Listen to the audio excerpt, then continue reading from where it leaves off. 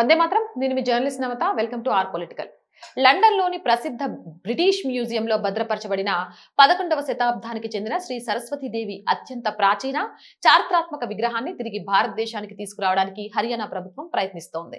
ఈ చారిత్రక సాంస్కృతిక వారసత్వాన్ని స్వదేశానికి తీసుకురావడం కోసం కేంద్ర ప్రభుత్వం నుండి సహకారాన్ని కూడా కోరింది. ఈ నేపథ్యంలో Haryana Saraswati heritage development board Madhya Pradesh మరియు హర్యానా ప్రభుత్వాల మధ్య పాలనాపరమైన సమన్వయం కూడా చేస్తోంది. Haryana Saraswati heritage development board deputy chairman ధమాన్ Singh కిర్మిచ్ దీనిని భారతీయ సంస్కృతి, విశ్వాసం మరియు సరస్వతి నాగరికత యొక్క అమూల్యమైన వారసత్వంగా అభివర్ణించారు.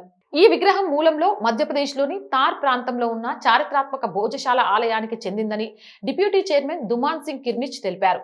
బ్రిటిష్ పాలనా కాలంలో ఆంగ్లేయ అధికారులు దీనిని భారతదేశం నుండి ఇంగ్లాండ్ తరలించారు. ఇటీవలే మధ్యప్రదేశ్ హైకోర్టుకు చెందిన ఇండోర్ బెంచ్ భోజశాల ప్రాంగణాన్ని ప్రాచీన సరస్వతి వాగ్దేవి ఆలయంగా గుర్తిస్తూ హిందూ సమాజానికి పూజలు చేసుకునే హక్కును కల్పిస్తూ చారిత్రాత్మక తీర్పును వెలువరించింది. ఈ కోర్టు తీర్పు తర్వాత ఈ దివ్య విగ్రహాన్ని తిరిగి భారత్ కి తీసుకురావాలనే డిమాండ్ మరింత ప్రాధాన్యత సంతరించుకుంది.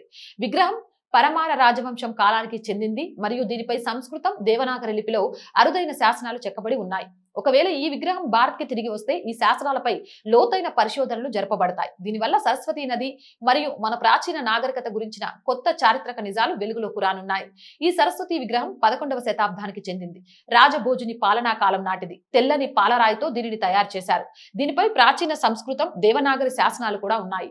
భారత్ కి తీసుకొచ్చిన తర్వాత హర్యానాలోని సరస్వతి మ్యూజియంలో దీన్ని భద్రపరుస్తారు. ఈ విషయంపై బోర్డు తరపున మధ్యప్రదేశ్ ప్రభుత్వంతో అధికారికంగా చర్చలు జరిపినట్టు ధమాన్ సింగ్ కిర్మిచ్ వెల్లడించారు. అంతేకాకుండా హర్యానా ముఖ్యమంత్రి నాయబ్ సింగ్ సైనిని కూడా లేఖ రాసి పూర్తి కార్యాచరణ ప్రణాళికను వివరించినట్లు తెలిపారు.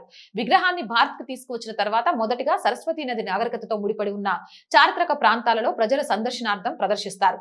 సరస్వతి మ్యూజియంలో స్థాపన చేస్తారు. చివరగా ఈ విగ్రహాన్ని హర్యానాలో ఏర్పాటు చేస్తున్న అత్యాధునిక సరస్వతి మ్యూజియంలో స్థాపించనున్నారు.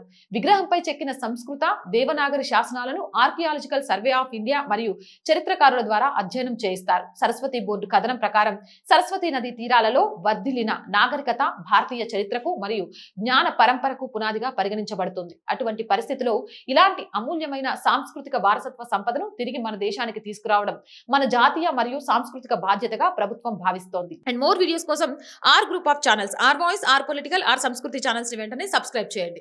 కంటెంట్ బాగుందనిపిస్తే లైక్ చేయండి, షేర్ చేయండి. ఆర్థికంగా ఆర్ వాయిస్ కి చేయూతనందించండి.